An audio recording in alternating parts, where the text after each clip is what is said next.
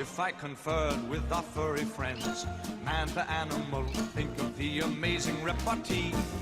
If I could walk with the animals, talk with the animals, grunt and squeak and squawk with the animals, and they could talk to me. Hello and welcome to Pet Watch, a monthly program about the services of our Williamson County Animal Center. I'm Debbie Sims and I'll be your host today. My guest is Dana Ausbrooks. Hi, Dana. Hello. She may look familiar to some of you. Dana is a county commissioner with Williamson County. And which district do you represent? I serve the 12th district. The 12th. And where is that approximately located in the county? It is, a lot of it's in the city of Franklin, close to Williamson Medical Center, that area. And then, Okay. On the other side of 65 or near the hospital? And yes, around... and then headed back towards Pinkerton Park. Oh, okay. On 96. Okay, yes. so Dana represents some of our residents here in the county on our county commission, and she's also an animal lover, and she's an attorney in real life. Yes. Yeah, her real job is being an attorney, and in that she has a puppy at home that I've met, Yes. and your puppy's name is? Atticus Maximilian Ausbrooks. It's a mouthful. Atticus, okay, and that is after the famous literary character. Absolutely. Named him after Atticus Finch. Okay, To Kill a Mockingbird. Yes. Okay, Yes. if people have read the book or seen the movie, that's the Gregory Peck character, who's the old Southern lawyer that. It's in your blood. You even name your animals after lawyers. It is the champion of criminal defense attorneys everywhere. Okay, well that's good. That's Yes. That's a good model to Yeah, have. absolutely. Even though it's in a different historical context than today. Tell me about your dog Atticus. As everybody comes on the show, I like to have them talk about their pets. And I could talk about him for hours. So he is a rescue. He actually was a resident of Williamson County Animal Center. And then one of our local rescues, Snooty Giggles, he went to live with a foster mom there. So that is where I actually adopted him from. Atticus is probably a 6 or 7 year old Bichon Shih Tzu mix, who is That's our best guess. That's what he looks like. Well, that's what he looks like, Yeah. and the characteristics are pretty close. Yeah. So he's a handful and is spoiled rotten. Have you ever had his DNA tested? I haven't. I've thought about it. Yeah. But I'm good. Yeah. I'm good with him. You're good. Whatever comes back, it's not going to Absolutely. change anything. No, Well, he is absolutely a cutie. not. I saw him Thank having you. his picture, his little holiday photos. Yes. Did they turn out good? They turned out wonderful. Okay. Penny Adams, I know, who does so much for our shelter, did some. She took his holiday photo last year and then again this year. It's becoming a tradition. Yes, you mentioned Penny, and I want our viewers to know that Penny Adams, the photographer, gives so much of her time to photographing our animals to such a high degree of professionalism. And she was also recently profiled in the Tennessean. I saw that. Yeah, and I call her the locally acclaimed photographer. Absolutely. She is wonderful, and these shelter dogs get the royal treatment as far as their photographs They go do. because of her. They're wonderful photographs. And I'll say one thing I love about that, I saw Atticus's picture on Facebook, and that really was how I fell in love with him before I met him, was Okay. that photo. So I think that's one thing I love about Penny, is when you see the photos that she takes, you instantly fall in love with the animals. I think that's great. And they look so happy and Absolutely. so ready to be adopted, and they don't look pitiful or in a kennel. They're smiling, and she has a way of getting them to smile, which I won't reveal to the public, but it's a secret involving peanut butter, and she knows what to do, and she can catch them in the most wonderful poses. What does your animal advocacy come from? Because you are an advocate on our county commission, and you are a supporter of the shelter in so many ways. Where does that come from? And Well, when I first was elected, being an attorney, I was very familiar with the court system, with our jail, sheriff's department. Animal control was not one of the areas I was very familiar with. So pretty soon after I had been elected, I reached out to Laura and just asked to come out and see the center. Because I hate to say it, but the last time I had been there was probably late 80s, early 90s. So it had been quite some time. I met her, and as you know, Laura's passion and her enthusiasm is contagious. She spent about an hour with me, and within a few weeks, I was volunteering at the shelter. Good. And I say a lot of that has to do with her and how passionate she is about the animals. And I love that. I love that about her. And in those few years, she's been on board, and you've been on the commission, and there's been so many changes at the shelter. I know you were there when we opened the free roaming cat room. Yes, I got the opportunity to play with, and I'm a dog person. I will freely say, but I really enjoyed seeing the cats, and you get to see their personalities in that room that you don't necessarily get to see them. That's true. I'm a dog person as well, but now I go in the free roaming cat room, and they come out of the woodwork. They're living in there, and they're loving the interaction with people, which you don't get in a kennel setting. So that's one of the things that, when the improvements I consider at the shelter to have been one of the best improvements, because now adult cats, we only have 6 or 8 kennels that we even use for adult cats, and those are some that might have an illness or that's being treated, or might just not want to be in a room with a lot of other cats. So want some privacy. Yeah. So to have 20 of them freed up from kennels, it's amazing. And the room is amazing. I encourage people to come by and see it. Absolutely. I told Laura, I feel like it was a stress reliever. Whenever I get the opportunity to go out there and play with the cats, I think it's much therapy for me as it is for the cats. Well, you know, some of our volunteers consider their hours they spend at the shelter their personal therapy. Absolutely.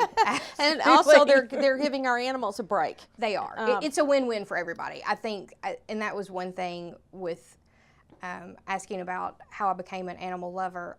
I think I get more out of my relationship with Atticus than Atticus gets. Oh, I do too. That he is my therapy. Sure. So I think that's fantastic. Yeah, and 5 years ago, there were no cat volunteers.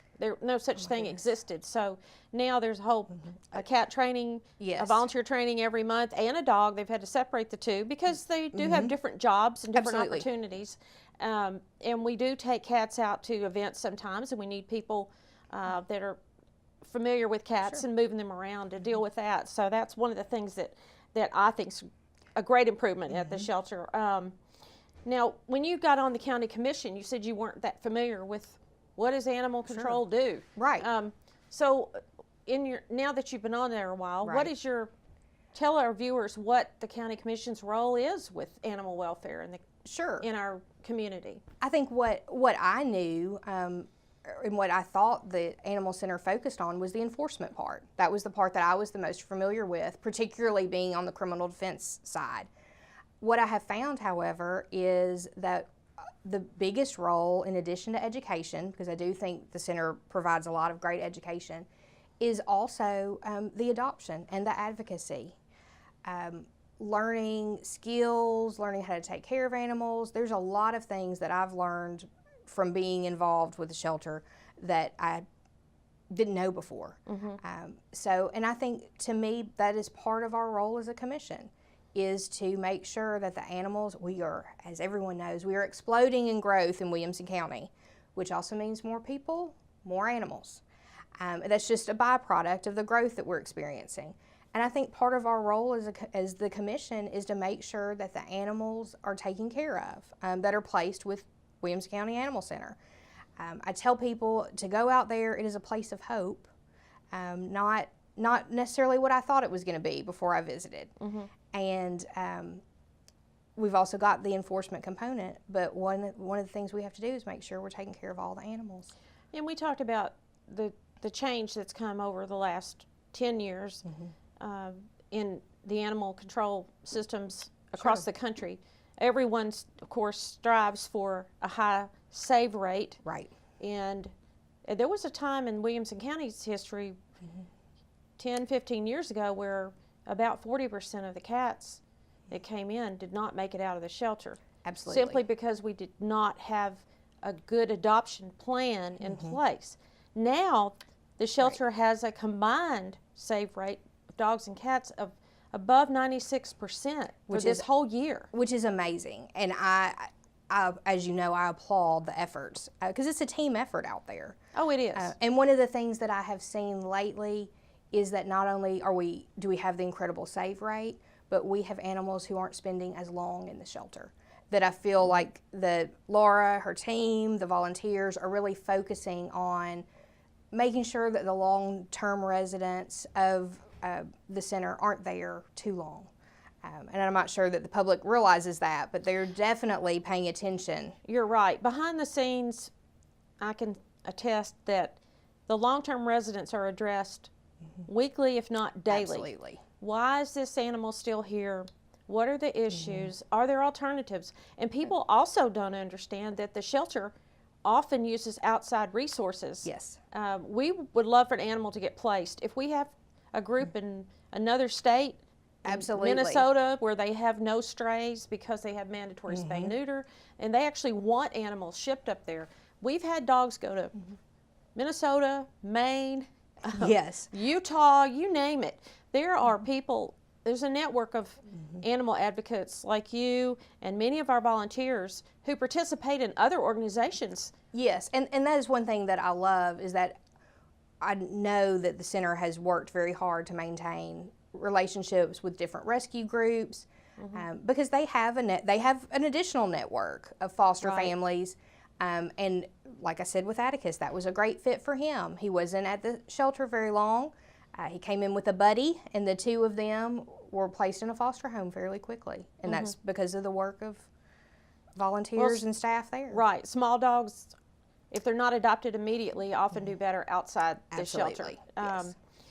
Now, we recently had a shelter dog become a therapy dog. Yes, that's so exciting. Do you remember that? Do you know about that story with Kelly Clarkson? Yes, Okay. yes. Would you tell our viewers what happened there? And I may get part of it. That's okay. I may need some help on part of it, but I know that we worked with Nashville Canine, and Kelly Clarkson volunteered to pay for the expenses for a therapy dog, and one of our shelter dogs was used, and I know has graduated through Nashville Canine and is ready to get started. His name is Brady, and I saw some pictures, and Nashville Canine immersed him in the environment at their training facility, and immersed him in a setting that would be similar to an Alzheimer's patient. Right. They acclimated him to wheelchairs, canes, hospital beds, nonverbal commands,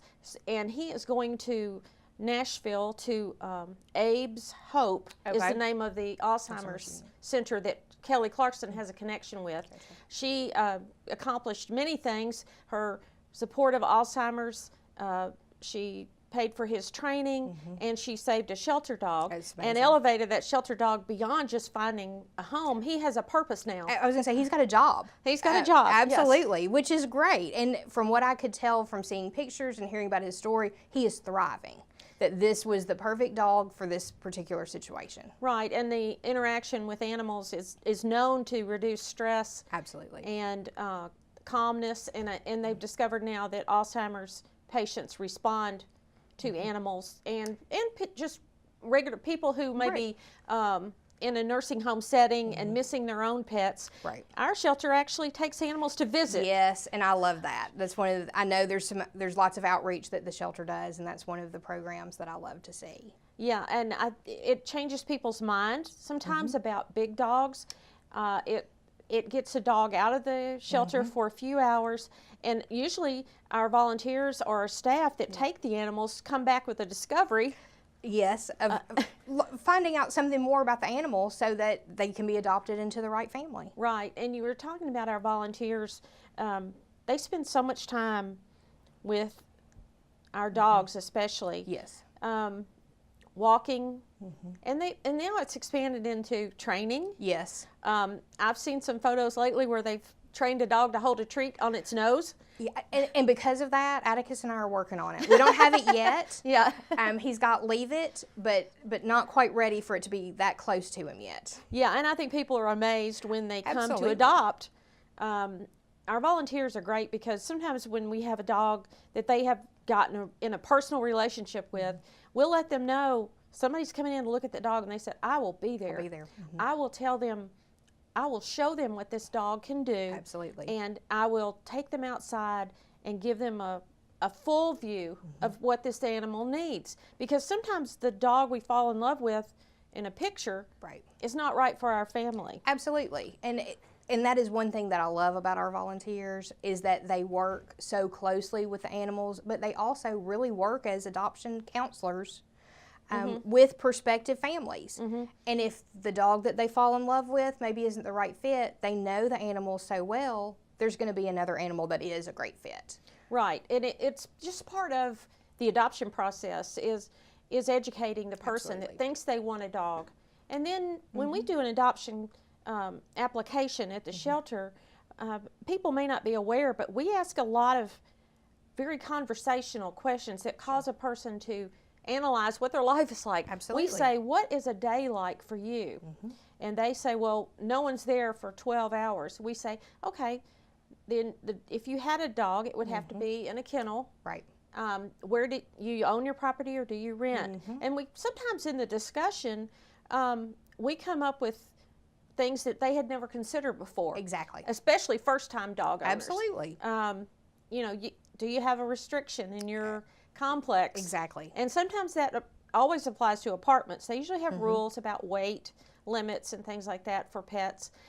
Plus, you don't want to put a Great Dane in a one-bedroom apartment for, you know, it's just not feasible. No, it's not. Right. And, you know, I've actually counseled people before and said, you know, this is not the time for you to adopt this. I don't think this is the time for you to adopt this dog. I want you to go home and think about it. And decide if this is the right fit. Right, right. I'm not saying you can't, but I'm saying that this may not be the best Here's some situation. red flags I want you to think about. This is an active dog that needs a lot of exercise, and to be kenneled for 12 hours will be a sort of nightmare for you when you come home. Because you'll have a rambunctious dog when you, Now we who have needs to drain their energy that's when you right. come home.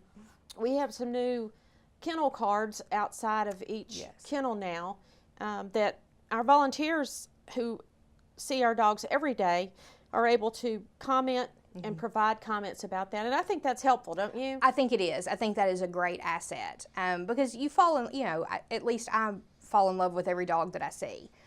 But I recognize that some dogs would be a great fit for my lifestyle, some would not. So the more, and I think the more information that you have about a dog lets you make an educated guess, or educated reason this dog would fit in. Right. And we also tell people that after all the analyzing and maybe they have a pet, we have a meet and greet, we bring the whole family in, and sometimes things happen when they get home that might discourage them. Right. What do you recommend for people who have adopted from the shelter and they're having a problem? To me, and especially if there has been a volunteer involved, I was very lucky. I had a foster mom who was also a trainer who was fantastic, and the first few weeks were a challenge just because it was new for Atticus, it was new for me. It took us a little while to mesh. So if I had questions, I had somebody I could text and say, you sure he's house trained? Because there's been a little accident. And for her to tell me, he needs to learn when you're going to take him out and the accidents will stop. Well, she was exactly right. Right. As soon as he learned first thing in the morning, we're going to go out. Oh, okay, he got his routine down. So if there's a volunteer involved, every volunteer that I've met is happy to give you their cell phone number. They love getting updates. We would much rather know if there's a problem and it can be corrected. Yes. And the other thing is we can put them in touch with trainers. That was one of the best bonding experience for Atticus and I. It was a couple months after I had him. We went to obedience class. It allowed both of us to learn to communicate with the other one. And I could see, he learned what was expected of him, and I could see what made him nervous, not nervous. I could get a better read on him. And that, I know we have people we've got trainers that we can put people in contact with, and just to continue to communicate. They're not in there by themselves. And one night is not a good trial. Oh, absolutely not. No, no, no. No. You know, if people give it a chance and contact the shelter, it's vitally important. And we tell people when they adopt, if you have a problem with this dog, please return it to us. Absolutely. If you've exhausted the training possibilities, you've tried everything, and there's something occurs in your family that you can no longer, a year from now, we would like the animal to come back here. Absolutely. Oh, absolutely. Come back, and then if that isn't a good, and sometimes that does happen if it's not a good fit, please. Right. It's nothing to be ashamed of. No. It's not considered a failure. it's okay, because we will find it the perfect home. Sure. And sometimes it's not perfect, but most of the time adoptions do work out. Absolutely. It's on rare occasion, but I wanted people to know Sure. That if they do have a problem, they can call the shelter. They can call a volunteer. We'll put them in touch with a volunteer, or we will put them in touch with a trainer. Every dog doesn't in the shelter. You don't know their history, Right. and you're in your mind thinking, we're going to have this nice cuddly dog that everybody's going to lay down on the floor with and pet tonight while we watch TV. Right. Well, the dog has to orient itself, and the Absolutely. cat. A cat is the same way. They may be terrified of a new place. They've been shuttled around. They've lived in a shelter for a couple of weeks maybe, and here they are in a new home with new smells and new people and kids running around. So it takes a while to adjust. Yes. As anything new in our life, it won't be.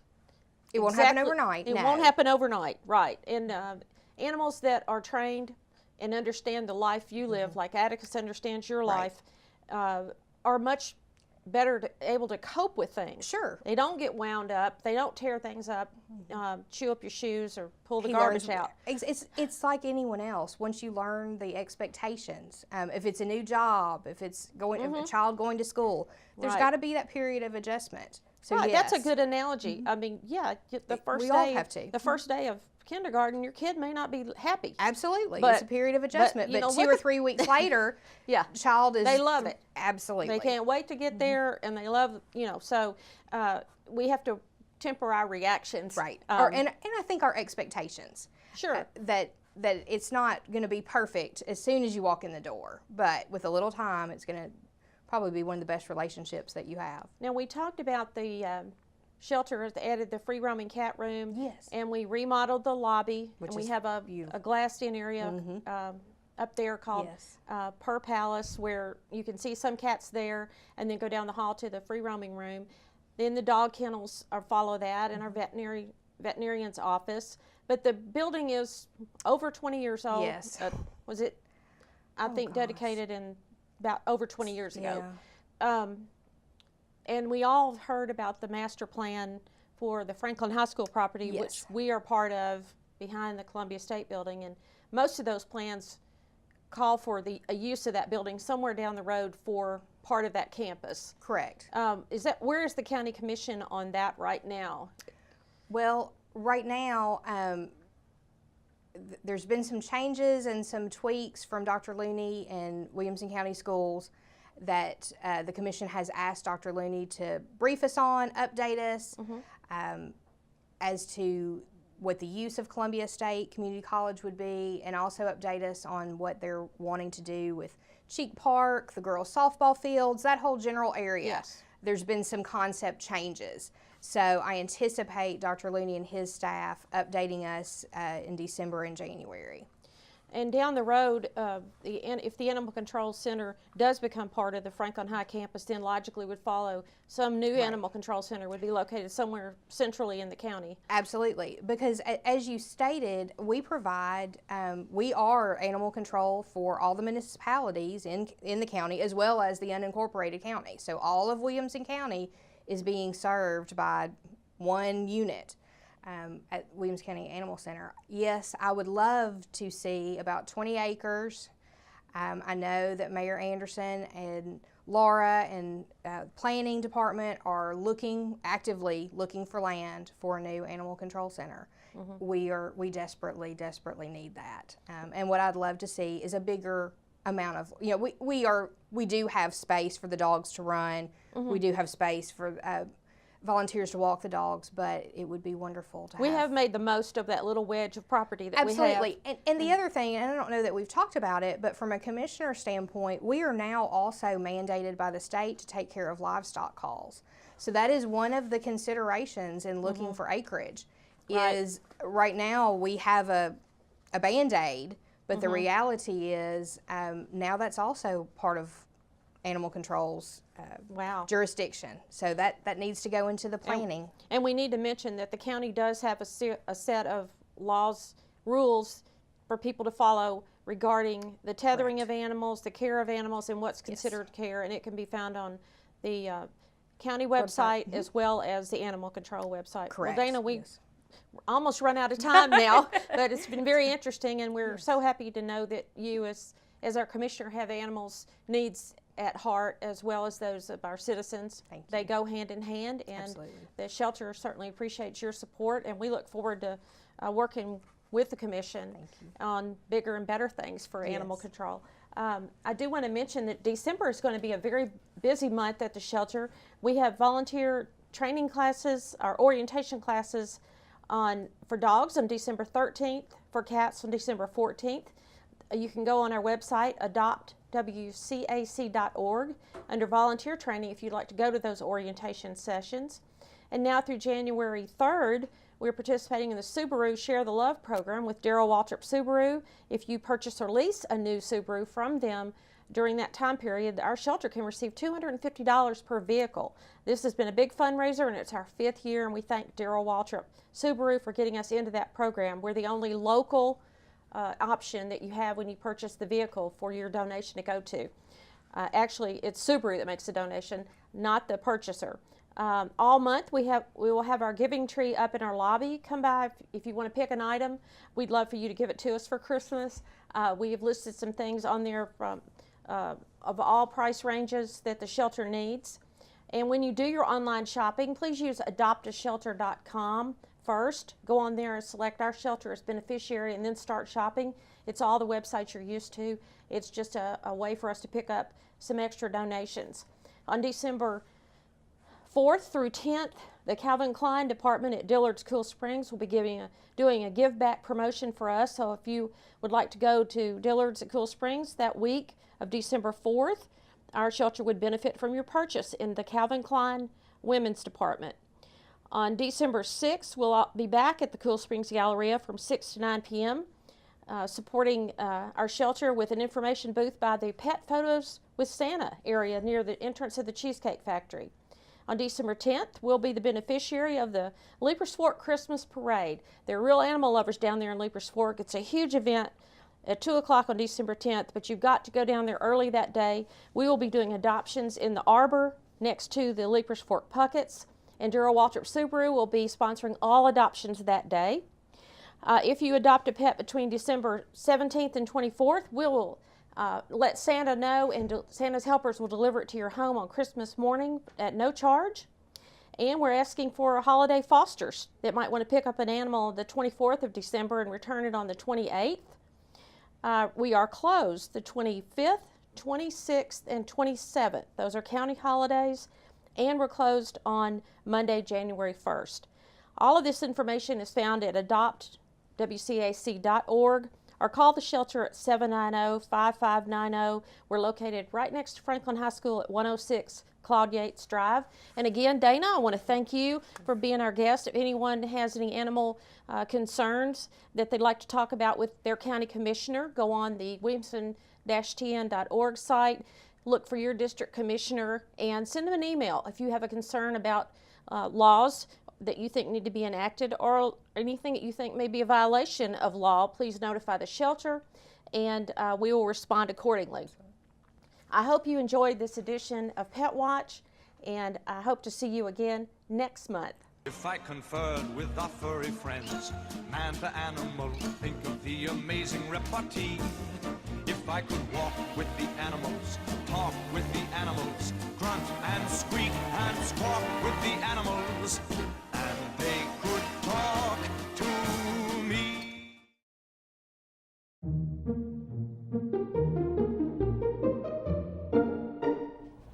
Rain Again by Gail Bunton Haddock.